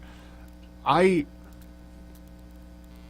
have very nearly hit a wall, I think, with what gaming has had to offer for the past little while. Like, I've reached a point, I think, of very fevered frustration. Really, really intense anger. Not just at the industry in general, but at nearly every ounce of dialogue surrounding it. And I got really, really low after watching, what was it, this past week's supposed unveiling and unleashing of a lot of the information about Watch Dogs. And it was one of the saddest displays I have ever seen. And I could not believe how I was positive. I was absolutely positive. You know, you and I talked about Infamous, and we said very much like, hey, this was, you know, it was kind of fun and it played well and it certainly looks good and everything's great, but there wasn't a lot of there. You know, the game wasn't quite built right. It wasn't paced correctly, for sure. It didn't have anything like the charm of the first or even the second game, and I didn't like that game. It's, you know, it's pretty cage, no bird. You know what I mean? It was that sort of experience to me, and I wasn't particularly happy coming off of that, and I felt kind of like, I was really believing in this concept of this game, you know? And I thought that no matter what anybody else was saying, they'd at least come out with some substance in this game that I really all feel Flash, like. really. And it wasn't all Flash, Okay. but it was so much Flash. And I felt kind of down about that. And I know Scott felt the same way. We both I was like, oh man, like I haven't felt this thought in a while, but I really wish I'd bought this on a disc so I trade it in and just get something back. And I feel awful for feeling that way, but I did feel the way, and I got to be honest about it. So I at least thought, you know what, I got to take a step back and think about everything that I've been doing. I've been consuming at a certain rate because I feel obligated to consume at a certain rate. And there's a point at which you realize maybe my desire for the thing isn't a really deep and genuine desire for it. Yeah, we briefly talked about this last week because I brought up the conversation you and I had about this and how it's like, you know, we were talking about Watch Dogs and stuff, and we were talking about your decision to kind of skip out on Dark Souls 2. I know, skipping out on Dark Souls 2 because I kept telling myself, I got to finish the first one. I have to. I've had some, you know, I've talked to you about save game problems and stuff like that when I reinstalled Windows and I built some new stuff in my PC, and then everything came back and it was all a weird hairball of issues in my save game, and I was like, I should probably just start over and reapproach this thing so I can go ahead and beat it before 2 comes out. And I realized this is stupid. This is, you know what? I don't think I want to play Dark Souls 2. I really don't think I do. I want to be there day and date with everybody else. I want to experience it in those first moments with everybody else. But I had to realize that there was more to that than actually wanting to play the game. Sounds like you get the same experience from like maybe watching a Twitch stream, perhaps? I don't even want to do that. I don't even care. And really, there is an awful lot more, in my opinion, to be said about Dark Souls 2 because I've paid an awful lot of attention to everyone's opinions, Souls 2 to Souls 1, and the whole kind of ball of wax compared back to some of the ideas from Demon Souls. And people really starting to look at it as a long series of games now, and what maybe some of the decisions and changes mean to them. And I'm very interested in it, but in kind of a distant and intellectual way. I realized there was no way I could be fulfilled by playing that game. So I was like, forget about it. I'm going to skip it. And I thought, certainly, regardless of how much it might look like or not look like the original reveal information, or whatever else might have going on, Watch Dogs is such a thing. Yeah. It's such a beast of an issue. It's one of if those. Not a game. I gotta see it to believe it, to do my own. To whatever it is, and I still do have to. But I could not believe that they. I swear they are throwing cold water on their own game, and I can't tell which direction they're coming at this thing from. But it was the most uninspiring, most completely flaccid and pointless delivery of information about a game that should be fundamentally exciting. I cannot believe that an idea, however poorly fleshed out it was 2 years ago, has been so completely emasculated and drawn down to... I feel like the entire thing could probably be told in a 3-panel comic. I think they've taken a really good idea that really could reach into the, into the distance and talk an awful lot about topical things, right? And I know that maybe there's huge elements of the story that they're just so crafty that they haven't delivered to us. But we've seen no evidence of this whatsoever. It's a stupid revenge story with a superphone. That's it. That's all it is. Yeah. He's got a superpower, like the same way that every fella man in all of the Assassin's Creed games do. And I have defended the concept of this game against a lot of people that said it looked like just another piece of the same garbage that they have come so good at creating, that Ubisoft has become so good at making, delivered in a different way. I thought, no, certainly, because they would just do another Assassin's Creed game, right? Yeah. I'm sorry, the overwhelming evidence is that this thing is going to be a pile. Even if it does run and look kind of okay, sort of, depending on your examination of whatever it is you're playing. I don't know. Like, the whole thing just really bugged me. It just bugged me. And so I was just like, forget about it. Forget about this. Forget about this. Forget about this. And so I went and I found an old box, and I opened up the box, and I still have this old, wretched 13-inch standard def television, right? And I was like, I need something better. I was actually, the trigger happened somewhere between a thread on Gaff talking about all of this idle browsing, discussions about all of the Watchdog problems or the perceptions or the problems with perception, who knows, forget about it, and the information that a lot of the old, and I don't know if you guys even noticed this, but as a proud Vita owner, I pay attention to these things now. Essentially all old titles that were PS1 classics or PSP games that were previously not available on the Vita. I saw this thread. Now are just out of nowhere, out of the clear blue sky, properly available on Vita without any sort of trickery or But something happened to that, though, didn't? I don't really know. You didn't see the update? No. That was a mistake, and it has since been changed. Right. Yeah. Because there was nothing official about it. But Right. that's neither here nor there.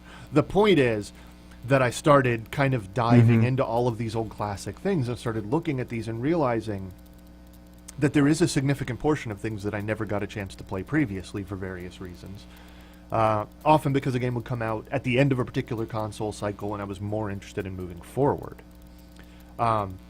So I went spelunking through a lot of my old garbage to see if I could find, like, surely I really did keep everything in good order. I'm usually that kind of person. And wound up digging out a lot of my old consoles and realizing that there are plenty of things here that I hadn't played before that I could buy digitally and just throw into another backlog somewhere where I can ignore it. Or I can physically hook this thing I up. can physically hook it up to an old television and play it really in the way that it's meant to be played. And something about that for the first time in ages really appealed to me.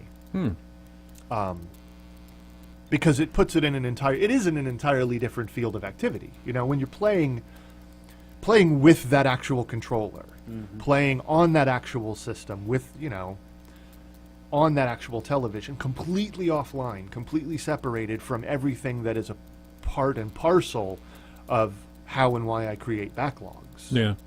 You just throw another digital thing on the digital shelf and digitally ignore it.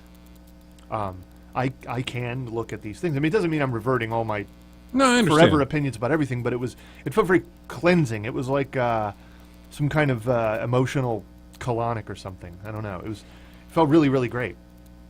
And I had been telling myself for a long time that there were classic things that I wanted to deal with that I never got to deal with before. And so yeah, so I played. I've played that, and I, were those all disc-based games? Yeah. Okay. Yeah, they were. Because a couple of years, I say a couple of years, probably 10 years ago, maybe, 10 years ago, I decided to hook up my old SNES. In fact, I took it over to Mike's old place when he was living in the trailer and hooked it up over there because we wanted to get some Mario Kart in, and I brought over my Mortal Kombats and my NBA Jams and everything else on my on the cartridge.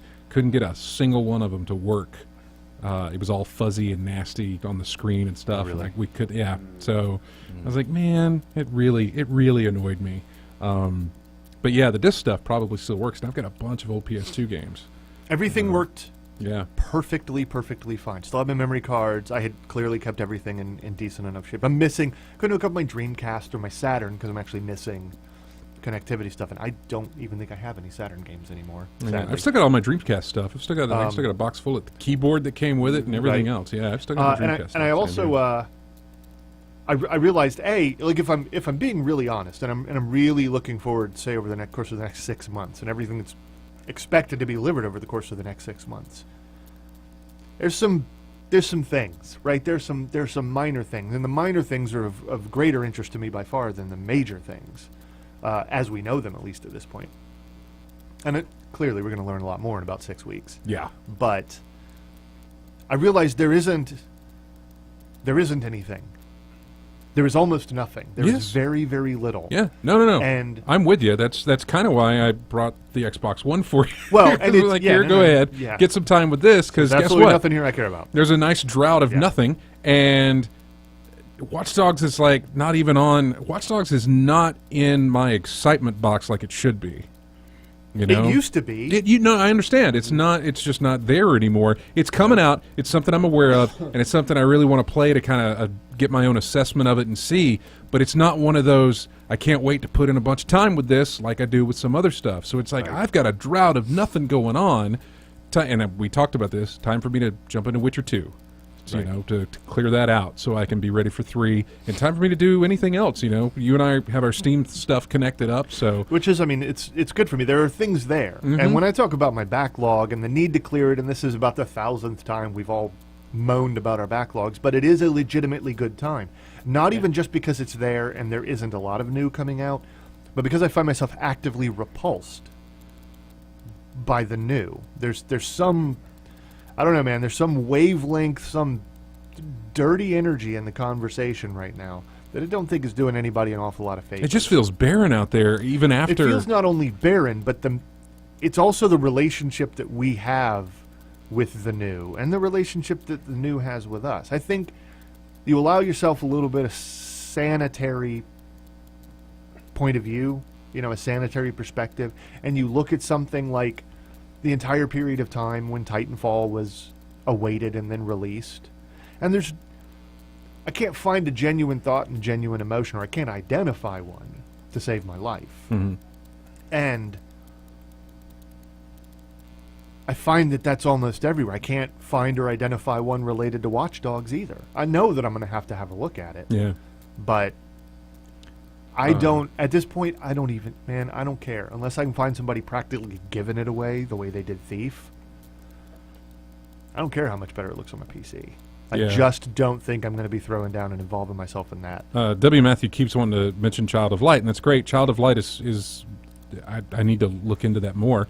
And then he says, then Smash 4 for the Super Smash Brothers 4 for the 3DS.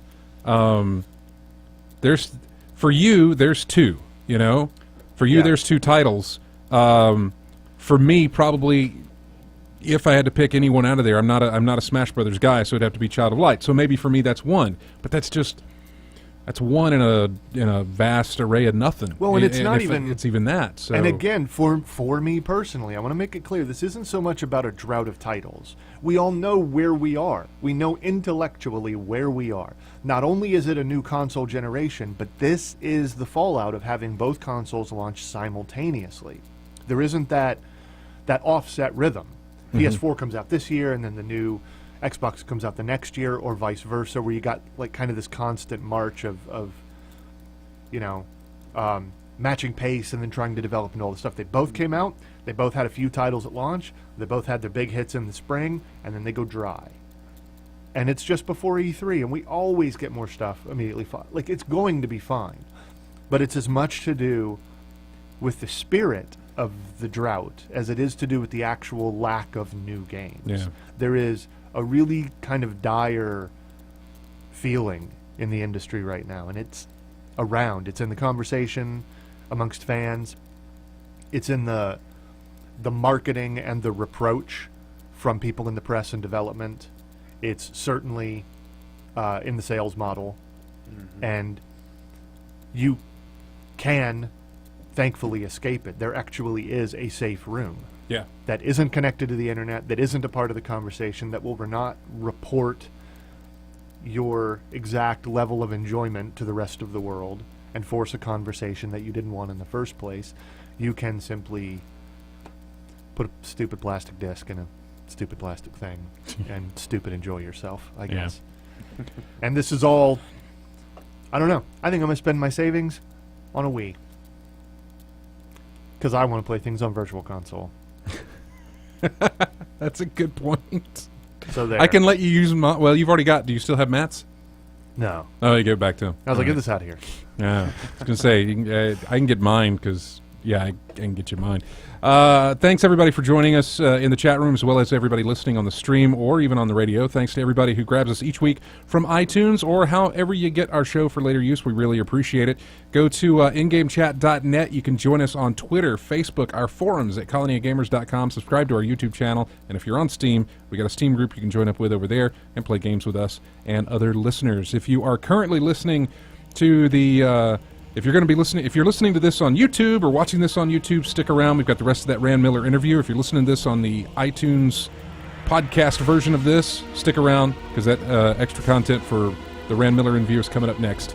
If you're listening to this live, it's not, so make sure you download the show. Here's music from Blood Omen. We will see you next Saturday. Bye.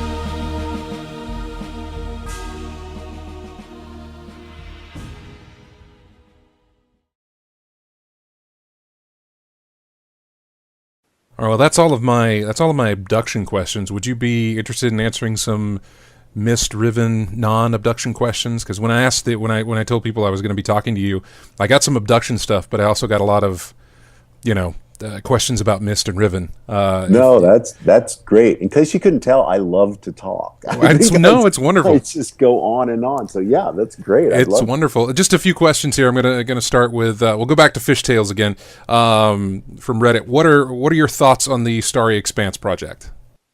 I love it. I mean, from a something I'd love to see. It gets me excited. Now, you have to understand that from my point of view, I was in the company in the heat of the battle when we had 40 people cranking out Riven, pre-rendered Riven on SGI workstations. So from a realistic point of view, in my mind, it's just so much work that it's hard for me to wrap my arms around. That took us so long to do Riven, and it took so much work, and there was so much detail that I look at doing it in real-time 3D, and I get extremely excited, but it makes me extremely tired too. So the idea of having it more crowdsourced, where we've got people working on it, or they've got people working on it from a large pool to draw from, and timing is not a constraint, and everybody's kind of donating little bits and pieces. That may be the only way it gets done, because I don't think from a business proposition kind of point of view, it would pay for itself if a company were kind of to do that at this point.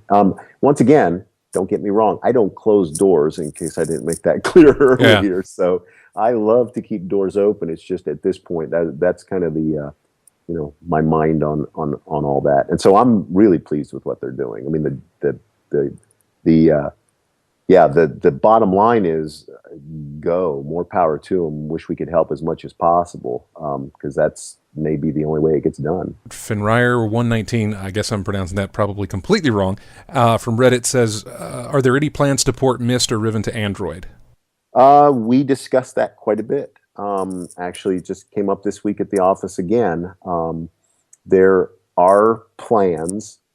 They're loose at this point, and I think the the biggest issue is just deciding which things to port and what order and what platforms to support. Some of the Android stuff is a similar issue to the Linux, where we can't afford to hit all the Android platforms, so we may have to pick and choose a few sweet spots to kind of make things work, and maybe we can broaden from there as we go forward. But yeah, we are constantly discussing those, and I think that's something we'd love to do. Yeah, it's amazing. I've got the box copies of Myst. I've got box copies of all the games that you guys had, but Riven was a big one for me at the time, because my question to you is, did you ever think that a game you released over 5 discs, 5 CDs, would ever be put on a phone? Oh my goodness, no. It's just insane to me. I feel like I've lived through a really interesting portion of computer development. My first computer was this machine I built. I soldered chips onto a board, and it had 2K of RAM. That's 2K of RAM. I think actually it had 1K. You could expand to 2K. So yeah, from my point of view, those machines that we put Myst on and Riven were incredibly powerful to be able even to play those still image pre-rendered versions, and to think that now I have those on a phone, which is, by the way, so bizarre, let alone the fact that we can put a real-time version of Myst on our mobile devices as well. It's just it's hard to grasp. You try not to think about that because it makes me feel old. Well, just a couple more questions, and I'll let you get back to work. But NeoGaf. Going to NeoGaf, one of the questions was the Book of Merum. I believe you kind of answered that when you were on the show with us, is that, yes, it's something we want to get done, but we've kind of got to put it on the back burner of sorts. But is there any update on that? No update. I think, I get asked that it always is a question. I know it would be great, and it is a good book. I mean, our outline for it is really pretty good. I hate teasing people with it because we've got so many other things to do, and that's another labor of love that will require us to have a little bit of free time before we can move it to the front burner. Another question: whatever happened to is it Lattice? Lattice. Yeah. Lattice is still something we're excited about. The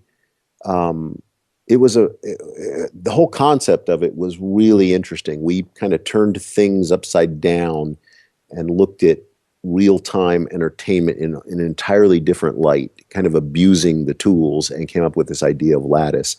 I won't go into more detail, but it was another one that's kind of, probably 10 years old again, or maybe a little less than that. Another idea came up when it's just been sitting there stewing. We've had various incarnations of it, various versions of it that included, wrapping a more traditional kind of webisodes along with the game itself, because it lends itself in some ways to that.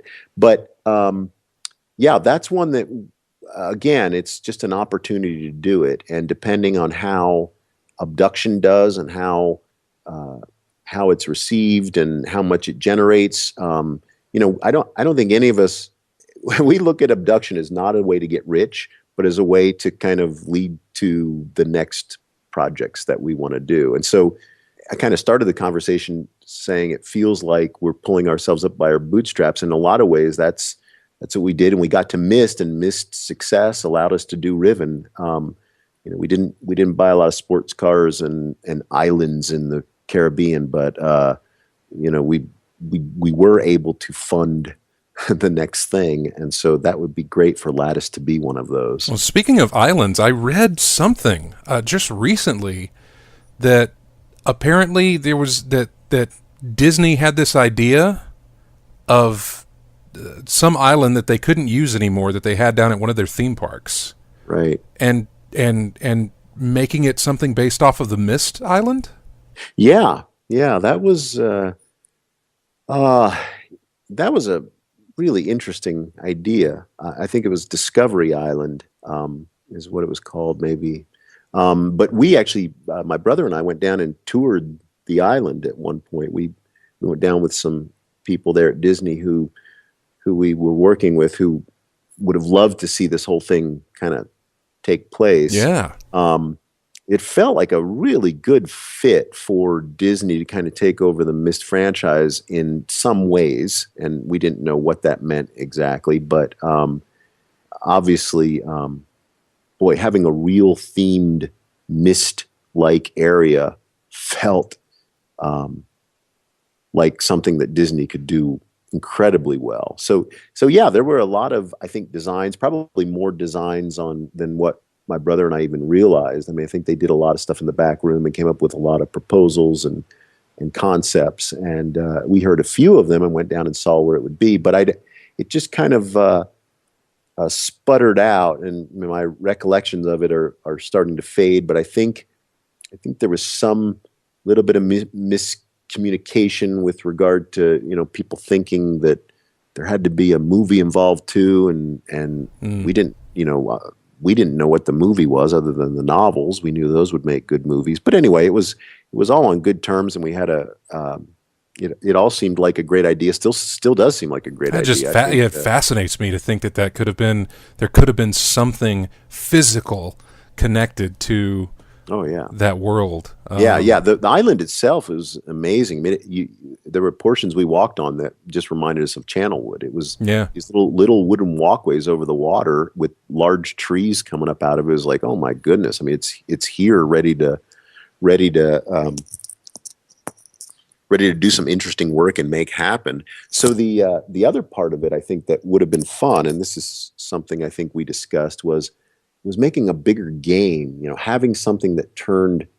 So the obvious thing in all this is to make a game out of the island, where there's things you notice or puzzles you play on the island with who knows what kind, if you have a device or don't have a device. But it would have been fun to see what that meant. But I think what also would have been intriguing is to take the game away from the island, is to almost look at all of Disney World or Disneyland as kind of part of a worlds to explore, give them kind of a secondary meaning where there were symbols in different rides that fit more with the Myst franchise and were used to solve puzzles that all tied into Discovery Island. That stuff seemed kind of fun to us. And I've always liked that. To me, that's like in some ways it's like turning Disney World into a big ARG, which, I mean, what better thing to do with a amusement park? The world makes a good ARG, but